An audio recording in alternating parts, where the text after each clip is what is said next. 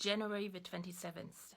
Today is the anniversary of the liberation of Auschwitz concentration camp, also known as Holocaust Remembrance Day.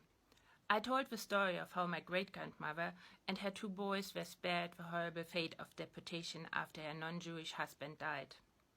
Ella remarried once the Nazis were defeated. Siegbert was a survivor of Theresienstadt, where he was deported to after his non-Jewish wife had died. He spent 8 years of his life there and lost 8 of his 10 siblings to the Nazis. This is a photo of his funeral in 1979. My great-grandmother Ella is right here on the very left. I only met her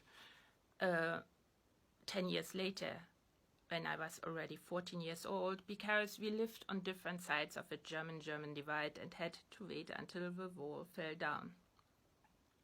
Another Holocaust survivor, Elie Wiesel, once coined the phrase, "The opposite of love is not hate, it's indifference." I concur, but I want to go deeper. I want to explore what it is about indifference that enables atrocities. But I want to do so by turning the concept onto its head and tell you about the power of embracing uncertainty and leaning into curiosity. Language enables us to think. Curiosity drives the thinking. And it does one more thing. It kicks us into action. We wonder where water is and we go looking for it. We wonder whether we can trust the new addition to the group, and we talk to them and the others. We question how we can better cooperate within the group, and we come up with strategies. Whose curiosity became the engine of our survival and our triumph as sapiens. And anything that is this beneficial is favored by natural selection. So the trait of curiosity has only increased in force as it was passed down through generations. Today we are all born with curiosity, and we are rewarded when we are curious. In the same way we are rewarded when we are having sex or devouring a tasty meal with the release of dopamine. We humans are built to need answers. What keeps us from being curious? Uncertainty. People experiencing stress when a mismatch between expectations and new reality emerges. Our hearts race, our hands turn sweaty. We want to cling to what we know because it always worked so well. That's called routine expertise, and even though it contains the word expertise, it's not a good thing. But more often even, we try to avoid the situation in the first place and seek our curiosity dopamine hit at safe places, looking for gossip about the rich and famous or checking sports stats or whatever. But there's more to the moment we encounter uncertainty than hits the eyes immediately. Because at the same time stress hormones do their thing, powerful neurotransmitters trigger remarkably positive changes in our brains. Our working memory expands, our focus broadens, our brains become more receptive to data. We are getting ready to think, to learn, to change our brains. In uncertainty, we connect with the so far unconnected, think with thoughts never thought before, and generate new ideas. Uncertainty is the place where solutions are born. But as human contacts and connections, most people think of curiosity as a tool for extracting information from the world around us. But any relationship we have with ourselves and with others begins and ends with curiosity as well. Think of it.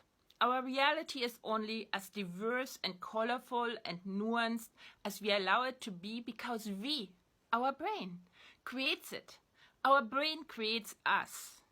So the more we question us, the more aspects of us can come out. Needs, beliefs, dreams. How am I connected to others and how do I fit into the big whole?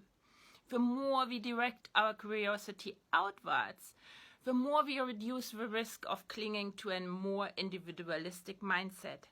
I talked about it when I made the case for listening, that others become more interesting to us by practicing curiosity, and how our brain waves harmonize with the others when we listen. It's based on the recognition of a truth that we are all interconnected to each other and the planet. The more we think outside of time and into the beyond, the closer we might get to the hard question of what consciousness really is. Curiosity keeps us alive. It is proven that older people die the sooner the earlier they lose their curiosity. And being curious improves the quality of our experiences while we are alive. Curious people are happier, more tolerant to anxiety, experience increased life satisfaction, and improved well-being.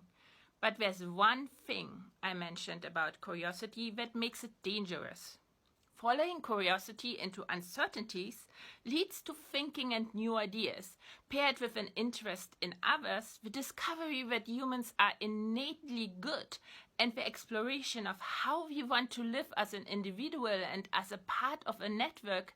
We could come up with answers that are unacceptable to those who'd lose their position of wealth and power. So, they steer curiosity of those they need to run their dumb smart algorithms that don't require any thinking to places like gossip columns and soccer pitches, or play up the negative aspects of uncertainty and the advantages of biases and assumptions to keep people in said state of indifference that is the opposite of love. So, love by practicing curiosity. Think, make thinking a habit.